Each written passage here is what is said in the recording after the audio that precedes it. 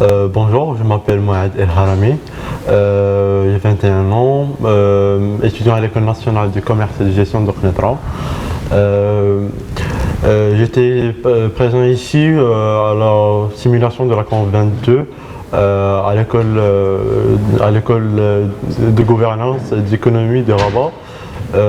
Pour présenter la délégation de la France. J'étais chargé de la commission d'adaptation.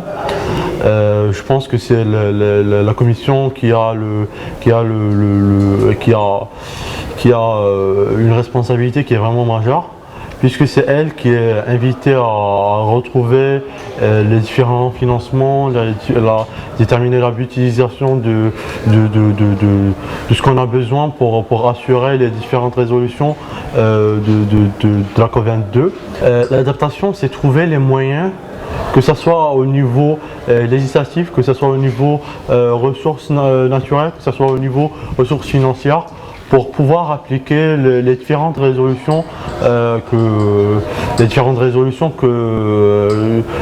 sort avec le dernier rapport de la COP22. En fait, c'est la deuxième fois, mais ce n'est pas celle ça n'a jamais été celle de l'environnement.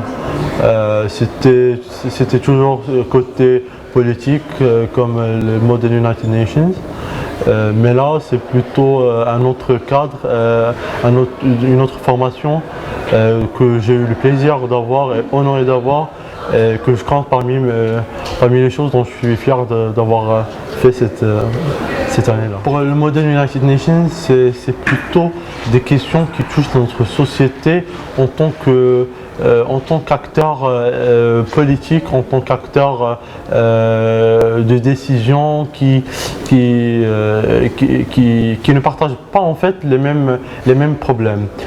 Concernant celle de la simulation de la COP22 ou bien contre le réchauffement climatique, je trouve que c'est plutôt concret, c'est plutôt des problèmes et des fléaux qui touchent notre société en tant qu'environnement, en tant que chaîne environnementale qui risque de se dissoudre dans un certain futur qui ne paraît pas si loin. Et à ton avis, c'est normal que les jeunes s'approprient ces sujets, ou c'est nécessaire, ou ça devrait être obligatoire Pour moi, j'ai toujours été pour la